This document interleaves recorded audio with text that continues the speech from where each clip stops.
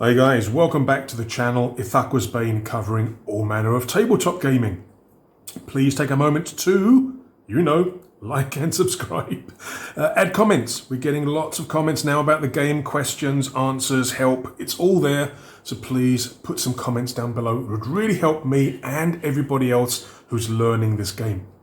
And with that, let us begin with part 5 of our 2d6 dungeon journey with Bjorn.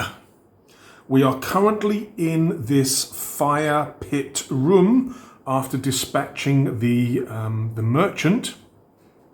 And during editing, I did actually notice that the book and the PDF had a different occupant. I think the book had the merchant and the PDF had the guard. But be aware, the book and the PDF actually have different occupants for that room. I did put a little note during the editing to kind of help us out. What else is there that we need to go over from last episode before we continue trying to find the exit to level 2?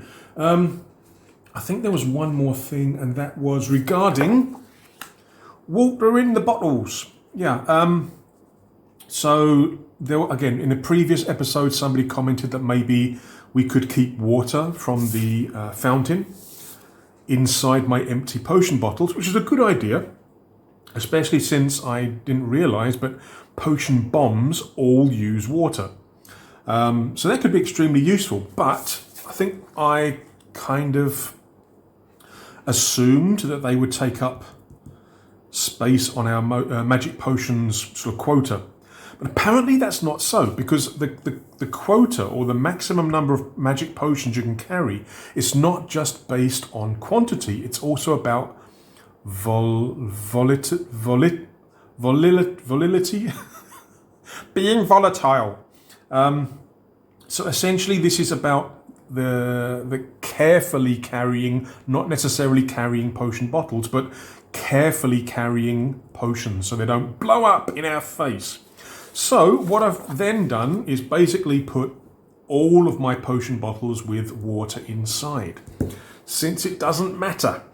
We've only got a little bit of space left to do. I do want to go back to town before carrying on to level 2. So once we kind of find the exit room, like I say, I don't think there's going to be that many rooms here. I shouldn't tempt fate, should I? I tempted fate in the last episode and you saw those ones I was rolling. Well, I'm tempting fate now. There's not going to be many rooms here. 2x2, 2x2, 2x2, 2x2, 2x2. Yeah, that's how the dice gods hate me, and I'm not going to tempt fate anymore. We're just going to continue. We are currently in the fire pit room, and we do have those 2 wooden doors, which were both unlocked.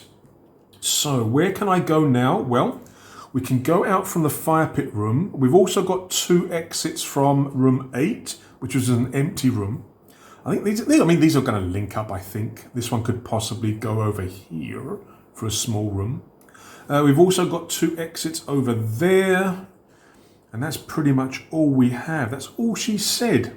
We managed to release both of the prisoners. Now, last time I basically used that inventive usage rule to use the tools from the mason's room to kind of break open the cell here and let free that female prisoner. Being able to do that and take the tools and break open every cell is very OP. I do agree with Toby. Toby replied and said that. So basically what I'm saying is that the tools, especially like the chisels, are pretty useless now. But I think the hammer should still be okay. And you can sell hammers. I think they're worth 5 gold. So here's the book, where's the page? Here's the page. Yes, so down here it's got metal tool hammer. It's actually worth 5 gold. So I may be able to sell it for a little bit of money. So what I'm going to say is, and again, I'm trying not to break the rules or cheat, but I don't think I'll be able to use the tools on any more cells. And like I say, I think things like the chisels, where I'd be hacking away at the metal and the stone, I think the chisel will be pretty useless. But I'm going to take the small tool hammer to potentially sell. And I'm going to put that here because it's, I don't know, would it be a small hammer? I mean, it's going to be heavy, isn't it? So I'll put it here. So I'll put here a tool hammer. Like I say, when I go to town, I want to try and sell that. When you want to buy, it costs 5. Whoops, sorry, touch the microphone. These are 5 gold to buy, so I might be able to sell for a little bit less, possibly. Right, but yeah, the chisels and everything else, gone, no good anymore. If I want to open any more cages like that, I've got to find some more tools. I think that's only fair. Right, now we are continuing. Stop talking, let's get on with it. Get on with it. Where are we going to go? Now I could continue here, or I could try and sort of make some sense about what's going up here. If this opens into a largish room, I could have it connect here, as long as it has at least one exit. If it doesn't have any exits, then I don't know what I'm going to do. But I think what I'll do is I'll come up here first and sort of try and finish off this area. Or should I? No, you know what? I'm going to come down here. We're going to go through this exit and see if there's any rooms here. So we're going through that door there. We are rolling 3 dice. Black is our x-axis, white is our y-axis, and blue will be the number of exits. So for our first room, our first exploration in part 5, we get... Okay, no ones this time. But it is a double, so it could be a bit of a big room. And 4 for the exits means 2 exits. Okay, so we have to roll again. Yellow is X. Right, so it is a 6 by 8 room. Whew. 6 by 8, what's that? 48 squares? It's definitely a large room, isn't it? With 2 exits. Okay, so it's 6 across. And it's 8 up. 2, 4, 6. Oh my word. Nothing can get through. I may as well just bring it up and make it onto the surface, mightn't I? Right, move out of the way, Bjorn. Right, so we're going to go 8. So 1, 2, 3, 4, 5, 6, 7, 8. So it's all the way to the boundary, and it is 6 across. 1, 2, 3, 4, 5, 6. So this is a wall. It's not an entrance, and it goes all the way up. Now, like an idiot, I forgot to put the openings. Right, we have our room. I've put the exits here because I'm thinking that's more likely to maybe link up with the other rooms, maybe, possibly. We'll have to see, but yes, this is going to connect up here. But yeah, also somebody else was asking in terms of, do I need to put these little one space corridors or linkages? You don't have to. You can do rooms that are butting up against others like this and like this. It's not a problem. And like this one here, you can do that. It's not a problem. But by putting these little 1 square spaces, it helps to space things out. At the end of the day, it's your game. You can do what you want. Right, so we have our room here. This is going to be room 16. And we need to find out what's inside, what type of exits there are, and how much fun we're going to be having here. No, this isn't the last room. I've still got some space to draw stuff. So it's not going to have our exit just yet. Right, but this is a large room. 6 by 8, I think, is 48. So it is a large room. So, level 1, large room, page 40. Right, level 1, large room. It's a 2d6. Okie doke. 2d6, what do we get? We get a 7, which is a temple. However, we had a temple before, and temples are unique, so I can't have another temple. So I have to re-roll, and we get a 9. A 9 is a crate store. This space is used for storage, and crates scatter the space, creating hidden spaces. There is a noise, so roll on L1CE then on MIT2, CT1 minus 2, and BT2 minus 1. Oh my word. So many things I have to roll on. Okay, exits are archways and it's not unique. All right, let me just write all this down. Right, I've written down what we need here and I've put a few crates in the room. Again, I'm not an artist. I'm an engineer by trade, not an artist. Right, so L1CE is a level 1 crate encounter, so I'll probably have to do that first. MIT2, where did it go? I had it just a second ago. MIT2 is a metal item, so we're going to find a metal item. CT is crate, BT is,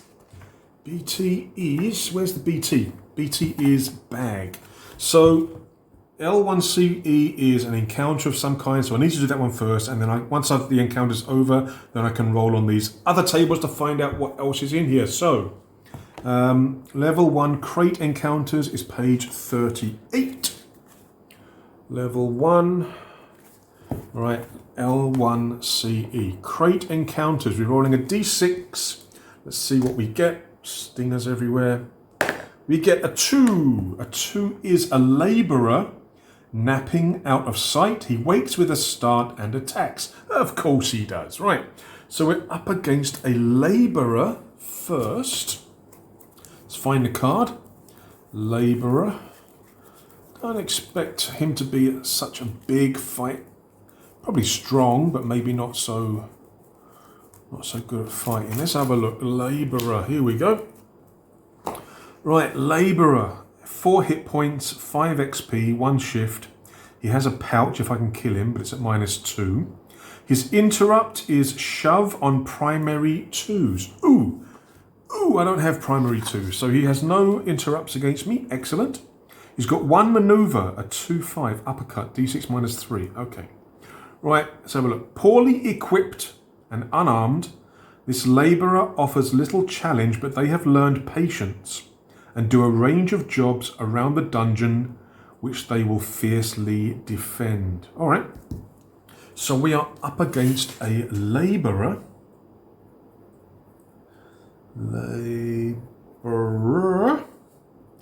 And he has 4 hit points. Right, let's get to the combat. Need my character sheet. Need that bod. Need the dice thingy bobby. Turn 1.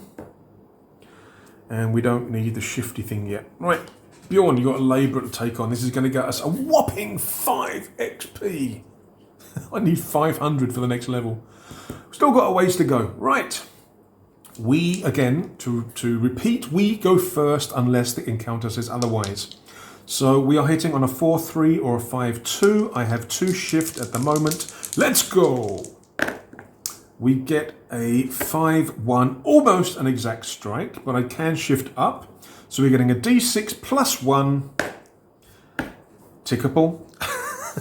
3 damage. He's got 4 on it. Yeah, I knew it. Couldn't take him out in 1 strike, could I? Of course not. Right, he hits back. He needs a 2-5. And again, unless I say otherwise, I always take the dark dice first. Oh, swine. Oh, if I could have taken him out in 1 hit. He hits me with a 2-4. He's got 1 shift, so he can raise that to a 5. So he does an uppercut. My jerkin's no good. It only protects against primary 4s. Oh, he does D6 -3. Phew, that was lucky. Right, turn 2. Let's get rid of this little swine. Not. Here we go. You knew that was going to happen at some point. Let's get it out of the way now.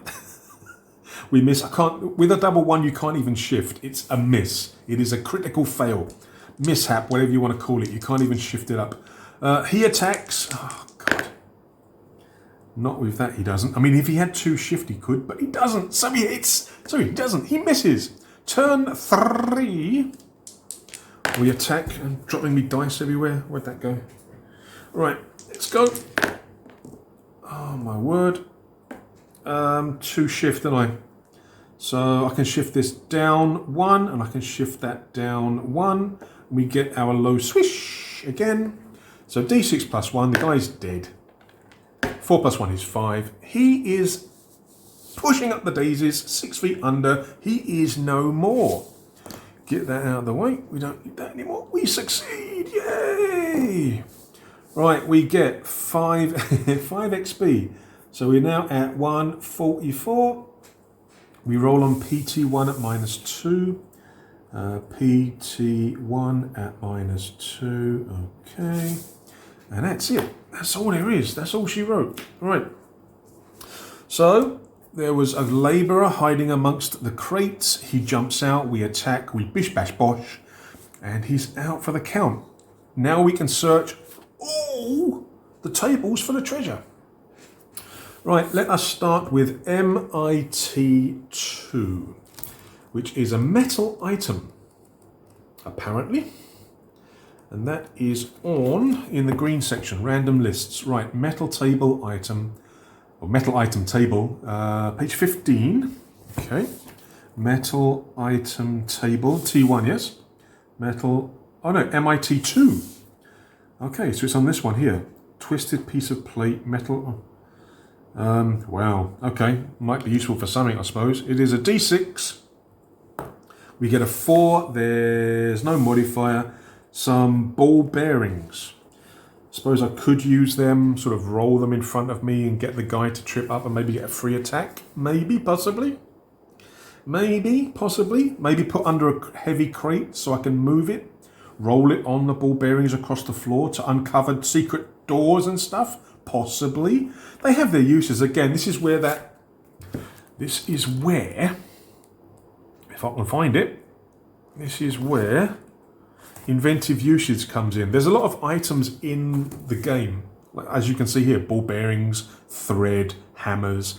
And rather than explain everything in the rules, specific to each item, they're leaving it up to us to be creative and come up with our own ideas. So ball bearings, I can already think of a few uses. Okay. Not worth any money, but they could be quite useful. Right, so that is MIT2 done. Now we are going to CT1 at -2. So that is crates, or chests, sorry. CT1 -2, chest table at -2. We get a 5 -2 is 3. The lid slides to one side and inside you see 2 old carrots and a beetroot.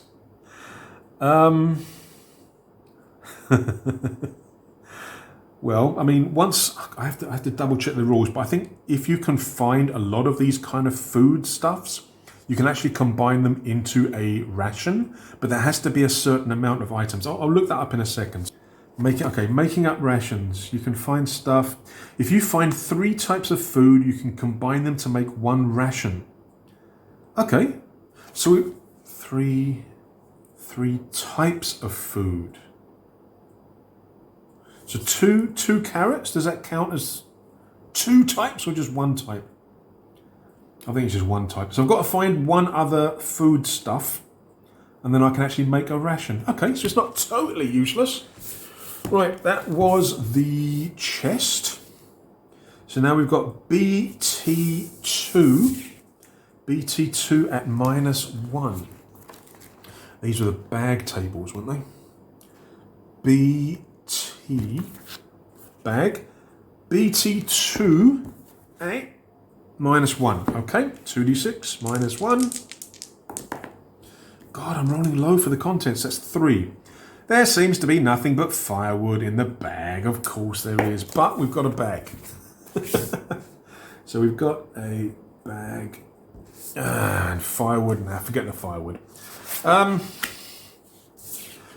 Actually roll quite low on these treasure tables. Maybe I need something to help me. And then finally we have PT1 at -2. That's the pouch. Pouchy pouch. PT is here somewhere. Where are you? PT. Okay, PT1 at -2. Come on, roll high for a change. Come on. All right, good. 11 minus 2 is 9. There are some coins in the pouch. Okay, good. D6 plus 2. So we got 8 silver. So now we got 23 silver. And D6 gold. Okay. Swine. 21. All right. All right. All right. I see what's going on now.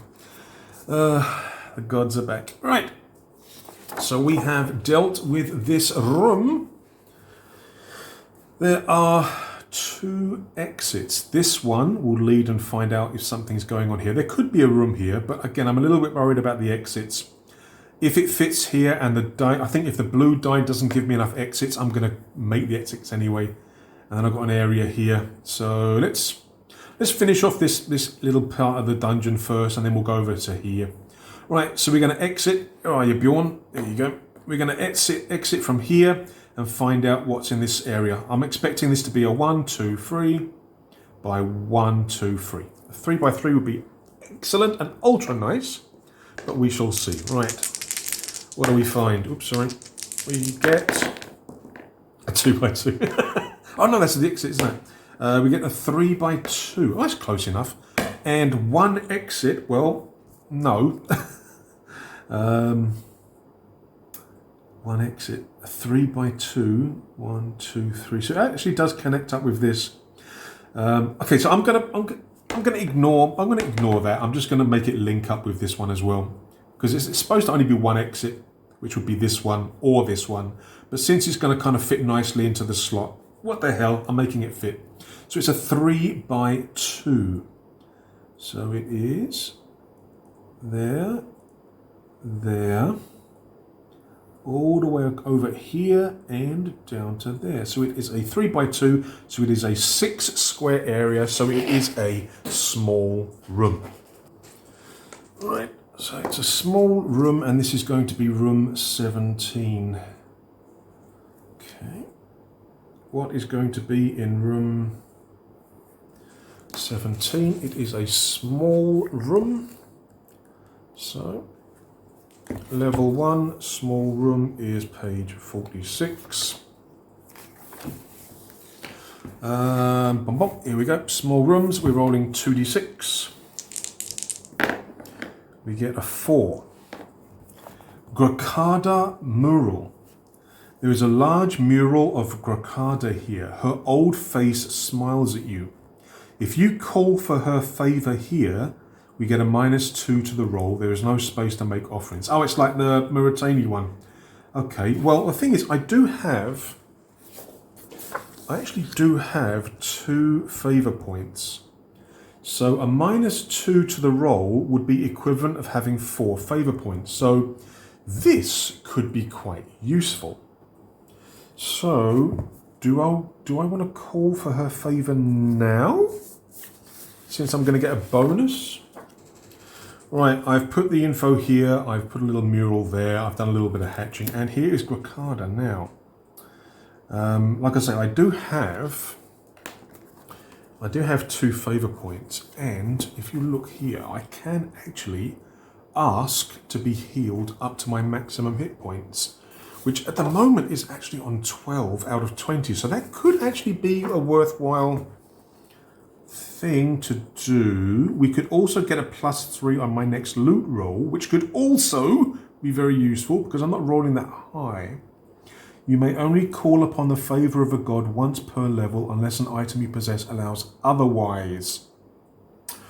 I think I'm going to try, because if I fail, I don't lose. I don't lose the favor points if I muck up the roll. If I do, then yes, they all get cleared. But if I fail, which is still likely, I'm not going to lose it. I think I will. So what I'm going to do is I'm going to call the favor of Gracada in this room. Oh, great Gracada, please bless me with your benevolent gifts. Right. I don't know whether she believes that. So what we do is we have to roll a d6, and we have to roll equal or less than our FP, which at the moment is at 2. But we get a -2 to the roll. So essentially, I need a 4 or less. This is where I want a roll. I want to roll a 1. And I want to get, I think I'm going to go for the healing, just to be safe. So, Grakada, hear my call. We need a 4 or less. Come on. Ooh, yes. We don't get the bonus, because I think I mentioned this in the last video. Each god also has another gift if you roll less than 1. So if, for example, if I had rolled a 2, for example, a -2 for this mural room would have made it a 0, which is less than 1, and then she gives me an extra gift. Her gift, she enchants 1 piece of armor. Oh, that would have been nice. Oh, that would have been so nice. But we did get the favor, so we lose our favor points to Grakada. Right, so we're back to 0 for that. But I called for the favor of healing. So we are now back up to our baseline, our full health. Very nice indeed. Very, very nice. Thank you, Grakada. And we've done that room. Now, small room exits are always archways. So now we've got this little area to look at, and we've got this area here. So let's finish this off. We'll go back into this empty room and we'll explore this exit up here, up there. What are we going to find? Black, white, and blue dice. Oh, hang on. I'll re-roll that, sorry. And we're going to roll. Oh, well, yeah. Okay, well, it's a 3x3. But it's a double. So yellow, so red is X. So it's a 7x6. Which ain't going to fit, is it? It's not going to fit. So it's a 7x6 and it's got 2 exits. Well, there's no exits up here, is there? So what I'm going to do again, just to kind of fit it into the space, what I'm going to do is put in the biggest that I can, which will be, if this is the entrance here, it's going to be a 1, 2, 3, 4, 5x2. So it's going to be a room which is 5x2 again. And again, I'm not going to put any exits because there's nowhere for it to go. So I'm just using common sense here. All right, so this is going to be room 18. And okay, I'm going to have to... am I going to have enough space for all this? Let's put 18 down here. I don't think it's going to be much in here, to be honest. Let's find out. Right, let's just write down the details of the room. It is a 2x... 1, 2, 3, 4, 5. 2x5, so it's a 10. So it is a normal sized room. A standard room. And let's find the thing. Right, we are black first. Again, 1, 2. Abandoned, oh no, abandoned guard post. Completely the opposite end of the thing to the entrance. It's a guard post for some reason. Okay. There is a dusty table here upon which sits a dry tankard and an empty wooden bowl. Beneath the table is a pile of rubbish. Roll on table RUPT1 + 1. Wooden doors. Well, again, there's no exits and it is not unique. All right, let's put the information on here and then see what we can find. Right, so here we've got our abandoned guard post. We've got to be rolling on this RUPT1 table at +1, and that's it. That's all there is. So RUPT1, where's that then? RUPT. Okay, RUPT1 is rubbish pile table 1, and that's on page 27. Right, we're getting a +1 to the roll. It's a 2d6, so +1. 11 + 1 is 12. Oh, good roll for once. The +3 to the next loot roll would have been a bit of a waste here, wouldn't it? Luckily I went for health. 11 + 1 is 12, okay. There is a fungal bloom underneath the rubbish. Growing on this is a purple mushroom. Oh, mushroom. I can make a ration. Is that? Ooh, or I could use it on potion bombs. Smoke screen requires mushrooms and ash. Okay, so I could actually make a potion bomb of smokescreen if I find some Ilios petals. Ilios petals, these things. If I can find some of these, I can actually make a smokescreen. I don't think it's used for anything, is it? I don't know. Maybe I'll come up with a quest. Find the purple mushroom. In which case I'll go, sorry, I ate it. So what I'm going to do with that is I'm going to combine 2 old carrots. Should I use 1 or 2? I think I'll use 1. So 1 carrot, 1 beetroot, 1 mushroom makes 1 ration. But we have an old carrot, 1 old carrot left for possible future rations. All right. And that's all she wrote. That's all that was in there. Okay. So we've completed this area here. We've only got this little area left. We may actually find the exit to level 2. We're actually going to come back to the crate store and then go through that archway there. Makes a bit more sense. Let's go. We have a 6x3 with 2 exits. Okay. A 6x3, 1, 2, 3, it's going to be 4 by 3. Okay, so that actually leaves space for another room for this to connect to. All right, let's do it this way. So it's 3 there. Exits was 2, so you got 1 exit here. There's going to be another exit in this place there. Right, okay. So just quickly shade these. Do. Okay. Right, so we're in this room here. This is going to be room 19. So I have to come back up here for this. Room 19. It is a 3 by 1, 2, 3, 4. A 3 by 4, which is 12. So it is a normal sized room. What's going to be in there? Level 1 rooms. Righty-ho. What do we get? Blue first. We get a 4-2. A 4-2 is an abandoned guard. Another abandoned guard post. Okay. There is a dusty table here upon which sits a dry pewter tankard and an empty bowl. Oh, I could have taken those, couldn't I? Yeah, I don't think they're worth anything. I don't think they're worth anything.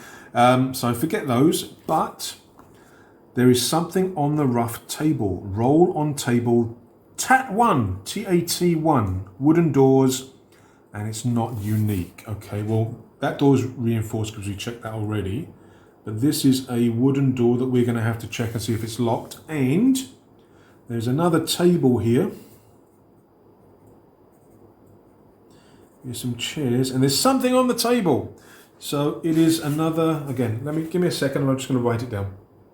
Right, where's TAT1? Is it here? There we go. Table 1. It's a table. No modifiers. Okay. 2d6. We get a 6. An empty pouch. Come on. I've now got 9 pouches.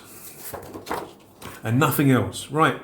So it looks like this is going to be the last area, I think, which will probably link up this entrance and this exit there. Okay. So I'm going to check whether this is locked or unlocked. On a wooden door, it is locked on a 6. So is it locked? No, doesn't matter. I can come through the other way. Right, so we're now moving up into room 20, which I'm thinking will probably be the last room, but I could be wrong. Right, let's find out what's going to be in here. Like I say, I'm not going to say anything else. Let's roll. Okay, so it is a 6x3 with 2 exits.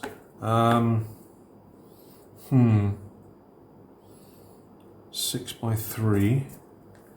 1, 2, 3, 4, 5, 6. 1, 2. Yeah, so this is going to be the last room, I think. 2 exits. And there's only going to be space for 1, and that's going to link up with this one. Okay, so 6x3. So it has to be all the way like that. And that's what it's going to look like. There you go. Now this exit is already a reinforced door, so we don't need to worry about that. And this is going to be room 20. It's the last room. There's nowhere else really to go. So we've got our stairs going down. Okay. Right, everything's shaded in. I put the stairs in. We now need to find out what this room is. Yeah. So let us roll. It is a 3 by 1, 2, 3, 4, 5, 6. 3 by 6. So it is a normal room. Another normal room, but what's inside? Level 3 is no good. Level 1, here we go. So black first. We get a 44. All the 4s, 44. 44. This is a... Oh no, it's a barracks. We're ending with a fight. You see 2 rows of bunks and some hammocks. There are people here talking. Roll on L1M, -1 twice. If you survive the fight, roll on TCT1 as you find a tea chest in a corner. So it's the same as what we had down here. L1M, 38. 38. Right, L1M is Marshall. So we're up against soldiers in the barracks. Right, D6, we're rolling twice at -1. Okay, so the first thing we fight... Okay. We're up against a veteran. These guys were tough, worth like 30 XP if I remember correctly. And number 3, a warrior. Is a warrior. Blood won't wash away. He's a warrior. He'll kill something one day. Warriors of Genghis Khan. If you don't know that song, you're obviously not as old as me. So we're up against a warrior and a veteran. Oh, righty then. Right, let's get the cards. A veteran. Where's the warrior?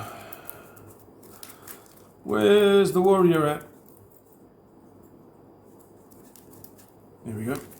Oh, gold. Oh, gold. So yeah, the veteran's a bit nasty and the warrior ain't far behind. Oh no. So the veteran we've already looked at. We looked at down here, we had a veteran and a guard, I think. What room was that? Room 4. Yeah, a guard and a veteran. Now we're up against a veteran and a warrior. So the veteran has 10 hit points, the other guy has 9. Okay. What's he got? Okay, I mean, we've looked at the veteran before. He's got 2 interrupts, primary 3s and 4s, secondary 5s and 6s. So the veteran blocks my carve and gets -2 damage. That's not good. The warrior, again, has 2 interrupts. He's got 9 hit points, 22 XP, 1 shift, another pouch. Bracer block on primary 4s. Nuts, that's my carve again. Dodge on secondary 3s, which is the carve as well. But you only select 1. I don't think you have both. Maneuvers, the veteran has 2 maneuvers, as does the warrior. The warrior's doing less damage though. So look, okay, so the veteran, a strong and experienced old fighter who used to be a soldier and knows how to handle themselves. They appear grizzled and slow, but can parry efficiently. They sneer as they attack. Right, the warrior. They've got a flurry on a 4-3 and a slash on a 1-2. Oh, they've got the same as me for the flurry. A capable warrior trained in the art of combat. They move quickly and appear well equipped. They wear thick metal bracers which they can use to block attacks. Now, the jerkin, my piece of armour, can actually block or help against the flurry, but nothing else. Okay. I was thinking, I don't need to go back to town. I'm on full health, got 1 room left, full rations. Now, after this, I'm going to need to go back to town again. Not again, I'm going to have to find a place to go to town. I wasn't actually planning to go back to town, I was just planning on fighting. Right, but I think that this will be the last thing for this episode because I think we're running out of time. So going to town will probably be the start of next episode, as long as I don't die. Right, so we will go first, as per usual. Yeah, let's go. We'll go for the veteran first. So I roll to attack. Here we go. First round of combat against a veteran and a warrior. Here we go. A 2-2. Nuts. I can't do it. I need a 3. I need 3 shift, not 2 shift. Swine. Oh, here we go. I miss. Right, veteran attacks. He gets a 5-3. Ah, nuts. He can hit me. So he's got 1 shift. He can raise that to a 6. He got 6-3. Crushing blow. D6 -1. So he does 2 damage. I'm down to 18. Here we go. I was getting excited. Oh, glass room. Found the exit. I was getting excited. Now look what's going to happen. Right, the warrior attacks. He gets a 2-5. With 1 shift, he can't do anything. Okay. Round 2. I attack. The warrior, the veteran again.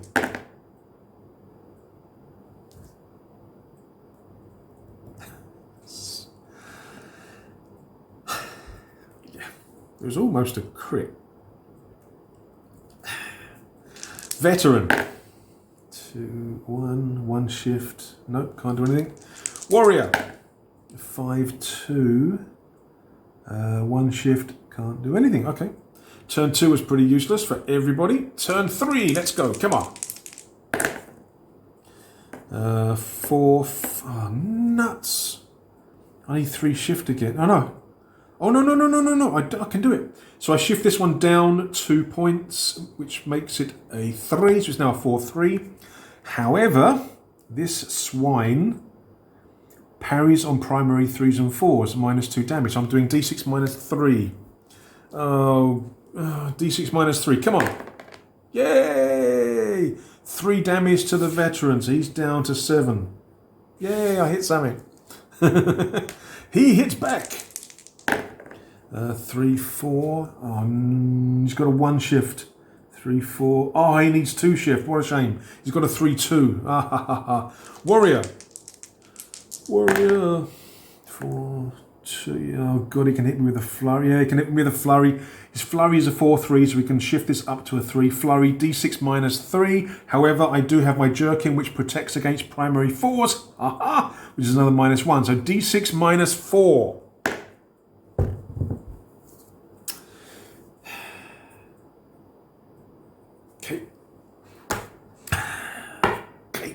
Okay. Turn 4.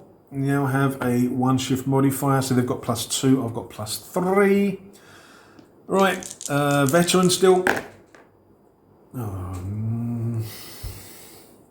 3. No. Veteran. Oof. That was almost a prime attack. 6-5. He's got 2 shift now. Swine. 6-5. He's got a 6-3. He can shift it now. Oh, he shifts it down to that. Crushing blow. D6 -1. Oh no. Aha. Oh, looks like the dice gods hate him as well. Okay, warrior. 4-4. He's got 2 shift. He can make that a 3, which is his flurry. So he's doing D6 -3 -4. D6 -4. Ha ha. I'm not doing enough damage, am I? Right. Now we've got +2 shift. I attack the veteran.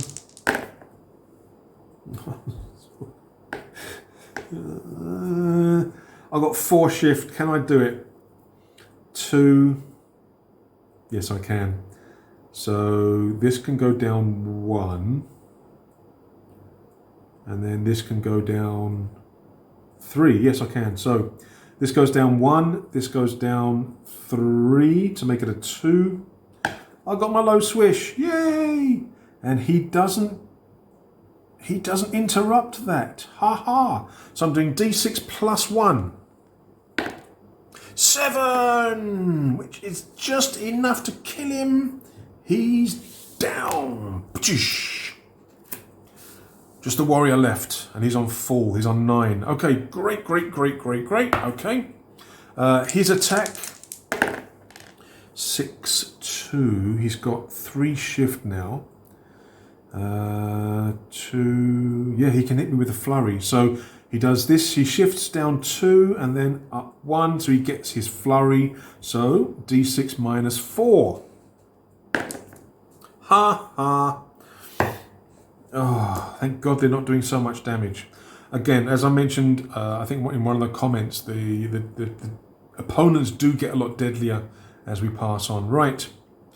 So that is that turn. Now we're on to turn 6. We're getting a +3 shift. I attack. A 6-2. I shift this down to a 5 to get a low swish. Primary 4s, secondary 3s. Nope. I get a d6 +1. 5 + 1 is 6. He's down to 3 life.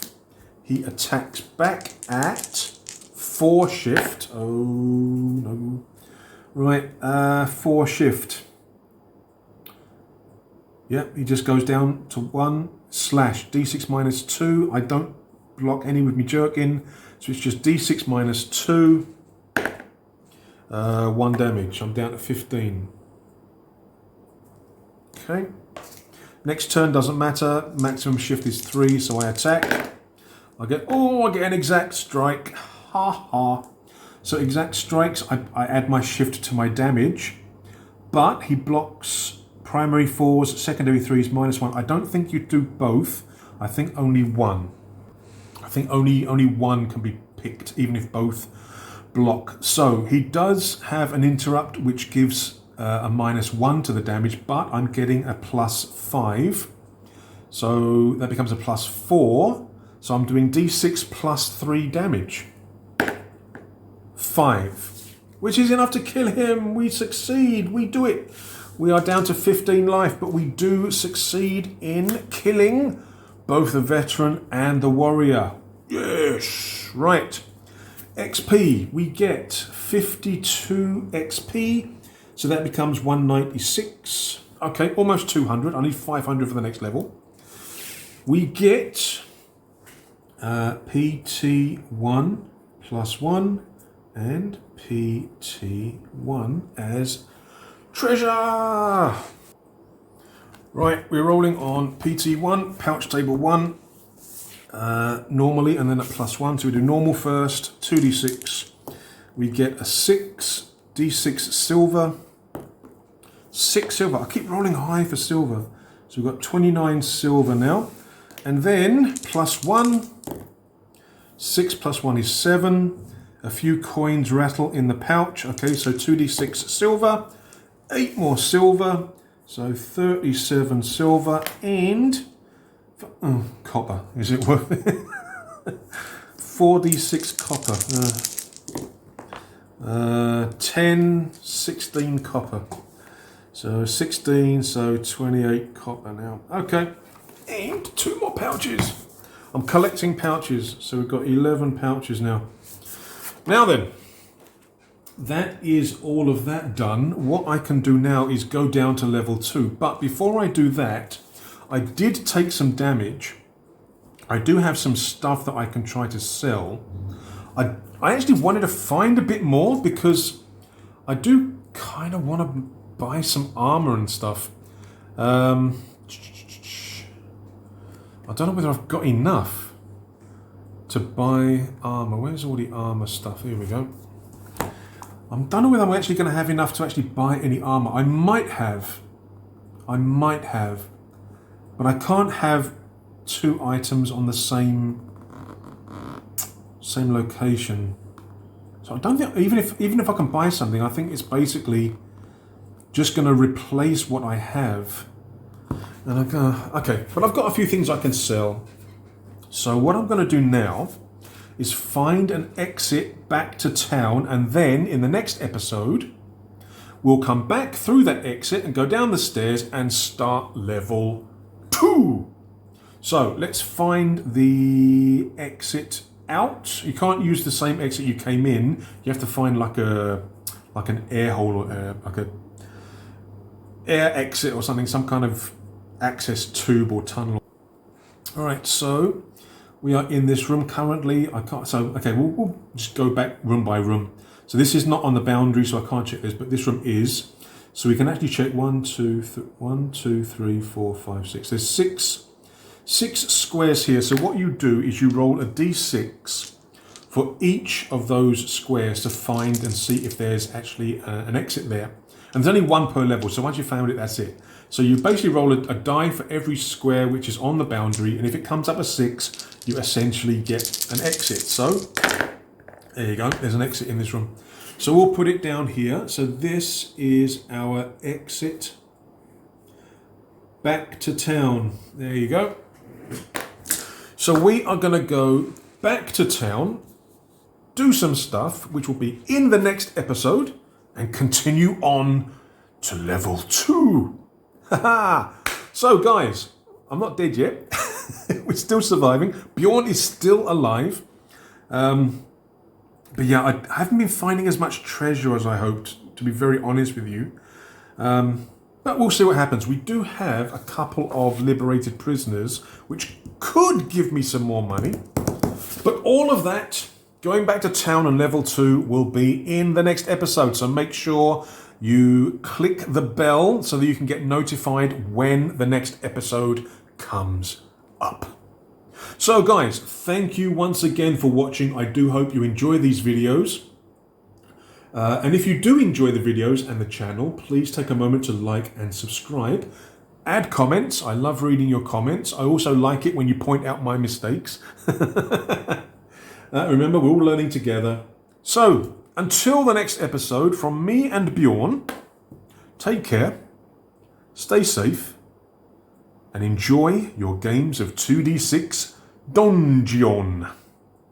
Cheers.